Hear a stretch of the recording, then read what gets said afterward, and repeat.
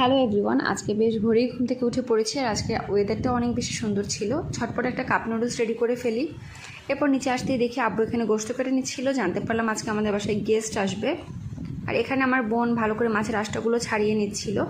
আর আমার ভাগে পড়েছিল কুকিজ বানানো, যেহেতু আমি এই কুকিজগুলো বেশ ভালো বানাই, এজন্য আমি কুকিজ বানাচ্ছিলাম।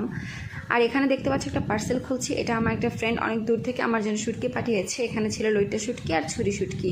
এখানে ছিল রুই মাছ, মুরগি, আরও ছিল ডিম ভোনা, মাটন, তারপর ছিল সালাদ আর বোয়াল মাছ ভোনা, আরও অনেক আইটেম ছিল যেগুলো ক্লিপ আমি নিতে পারিনি। এরপর আমরা দুই বোন মিলে বেরিয়ে পড়ি। রাস্তায় দেখা হয় আমাদের এই শালিক পাখিটার সাথে।